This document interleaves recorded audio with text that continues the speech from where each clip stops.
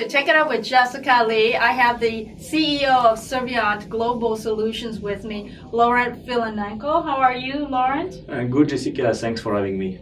I am looking at how your career has really spanned many enterprises where you've led the CEO position, and you just have a wealth of experience in the whole contact center. But now you're at Servion. Tell us about Servion. Well, thank you. Well, Servion, it's a very interesting company which is fairly unique in the space. It's a company which is extremely proficient in contact center technologies, knows how to solve difficult customer implementations, has a wealth of know-how in large contact centers which are deployed with some of the largest corporations, big brand names that you would recognize immediately. So we have about 600 customers in the space, and we have about 1,000 people doing contact centers every single day. So this space you're in is called what? Real-time communication and analytics? So we like to call ourselves a customer experience management company, and it has several components. So you have an infrastructure component, which is contact centers, but increasingly, what matters is the intelligence you bring to the operation. So it's all about analytics, understanding the customer journey, understanding what people want and how you serve them. And it's fascinating today to see all the new capabilities that we can bring to customers. Whether it is artificial intelligence now making its way into contact centers and many other things. Whether it is RPA, robotics, process automation, but still, there is a need for tried and true deployment of technologies which help customers and enterprises communicate better. Your company does a lot of the system integration. So you're taking some of the best of breed technology from various vendors, putting them together to make it work. But you also provide the whole consultancy and the managed service of the technology, right? Yes, we do. It's increasingly important to be able to serve customers over the long term. And managed services are a great way of doing that.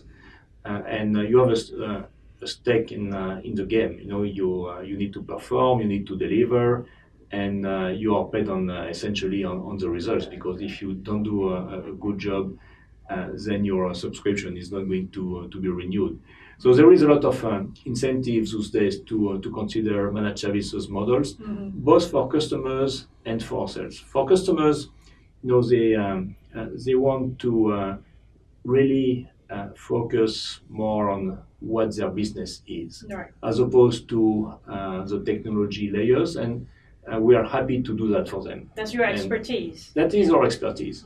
And to your point about consulting, it's very important for us to be able to have a dialogue on understanding what do they want to achieve, how can we help them, which are the right technology solutions that they should implement, and help them navigate those transitions. How do I move to cloud?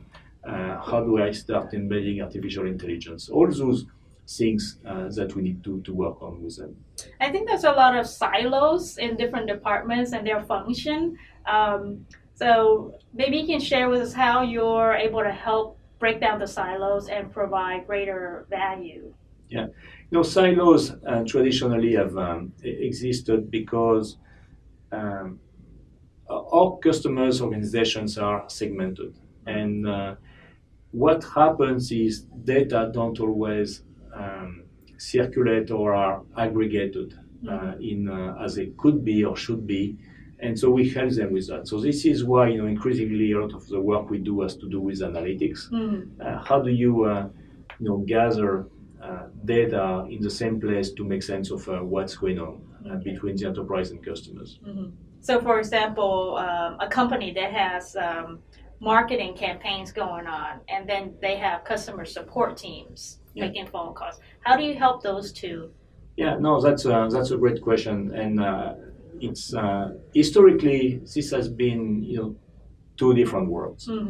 And so what we've done, and we just entered into a partnership with a company named Servion on that front, is take the world of marketing automation, take the world of customer service, typically contact centers, and put them together.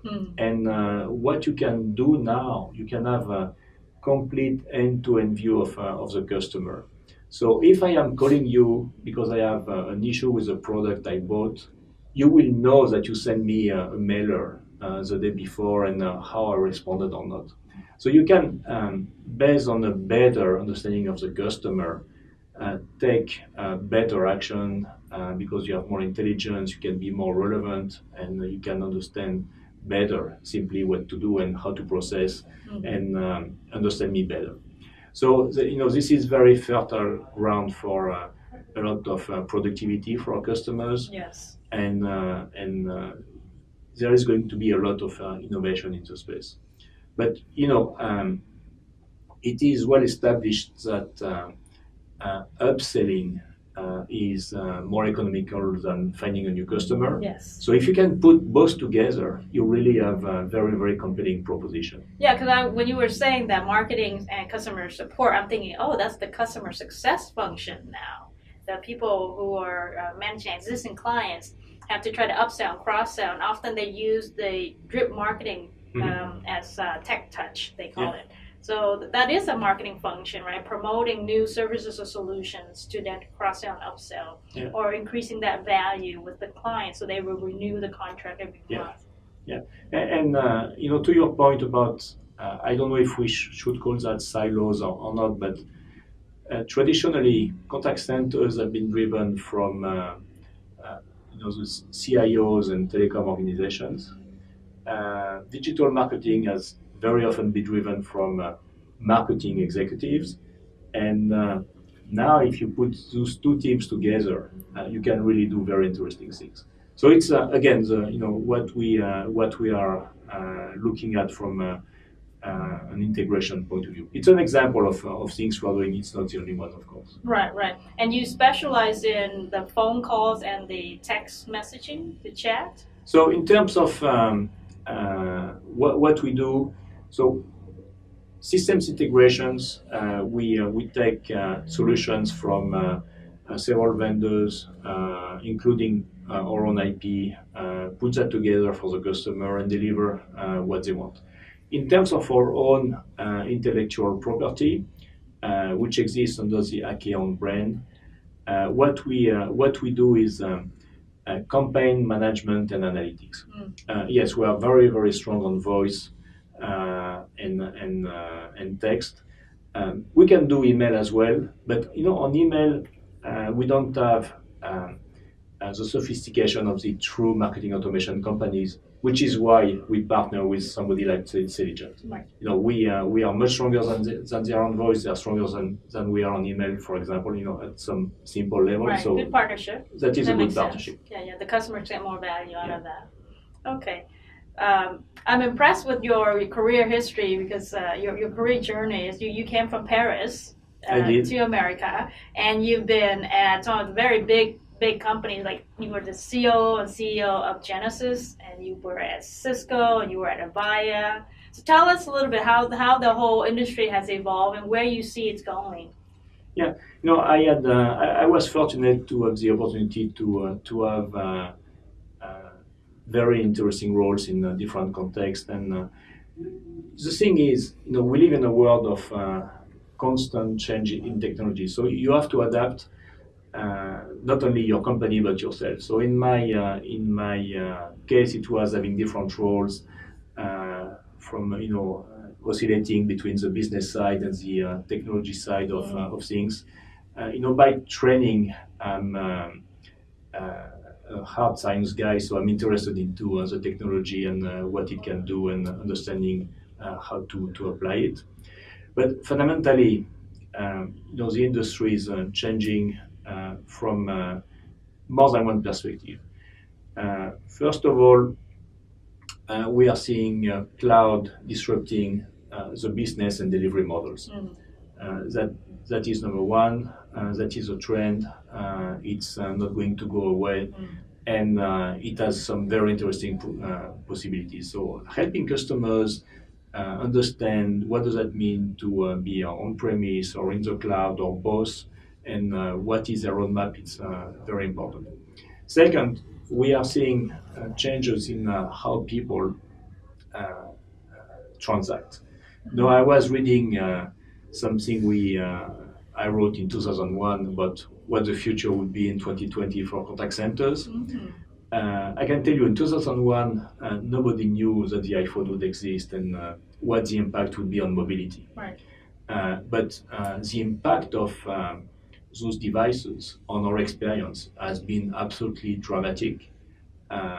In a very positive way, because you can do so much more as a consumer. Yes, yes. And that entails a lot of changes in contact centers. Nowadays it's becoming increasingly important to add messaging to your channels.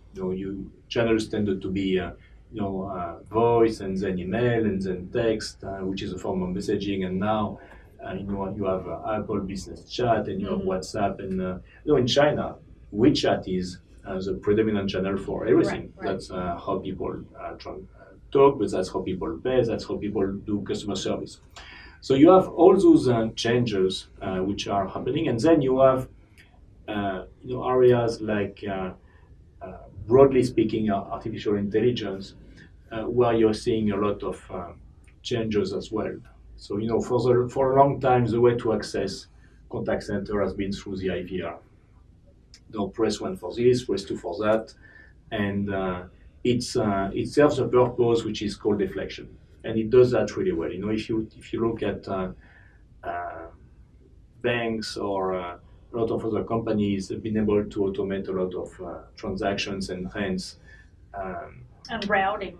Yeah, exactly, and then be more productive and don't use agents, people for tasks which are automatable. Yeah. So they've done that. Now, what you are seeing with a lot of devices like Alexa or Google Home and Siri is you use voice as a channel to get a lot of answers very quickly. Right. And so that is a new paradigm, which is so very important. That's the new user interface now, because I use it at home too. So it's like Alexa, tell me the news, the news briefing, or what's the weather, and play music and all that. Yes, and very convenient. Or buy something. Yes. Which is kind of dangerous because it's becoming too easy. So you have all those changes, and for our customers, they have so many options. So it's important to have a company which can help them not only drive those changes, but make sure that we can integrate the technology roadmap for them. Yes. What about virtual reality? What do you think is happening there? Is that really going to be a big deal? Yes. It will depend on the industry, obviously. What is interesting, I don't know if you watch esports. No, esport. Oh yes, okay. So esports is becoming bigger in terms of audiences than what you would call real sports. Right. So it's companies in the space. They fill stadiums with people watching other people gaming. Yes. You have Twitch TV and you have all those things. Right. So virtual reality is having an impact already. It's been obviously a lot in gaming. I think we are going to see a lot of virtual travel. You have very compelling virtual reality visits of museums and things like that. And you could even say it's a better experience than being in a very crowded venue when you try to see something and you have all those people around you, you cannot really. So there are some very interesting applications of virtual reality. Maybe a little bit less ambitious, augmented reality is something which is in practice today. So, and specifically, again, in contact centers, we are seeing companies who provide augmented reality for customer service, which is a very interesting concept. It's kind of show me what the problem is if it's a physical device, and with augmented reality, I can you have solutions which can show the customer put this cable here or push this button there. So it's very very promising. So it's early days. It's early days, but it's going to be very use case dependent. Yeah, I can see the appeal of that because a lot of times when you're given instructions, having that visual simulated reality is actually a lot more helpful, right, than just telling over text or exactly. or No, voice. it's exactly. Yeah. That's exciting. I think that's It a big is. one. It is. So we are going to see more and more of those technologies, and some will work, some will not. A few years back, everybody was talking about avatars. Yes. That didn't really take off, and not that I know. Because either you talk to a real person or you talk to a machine, but a machine which looks like a real person didn't cut it. Maybe it wasn't good enough. Maybe with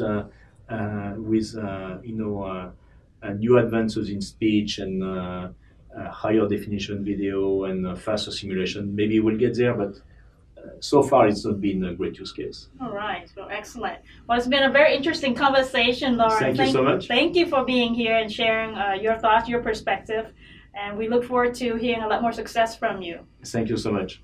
Thanks for watching. Let's Take It Up with Jessica Lee.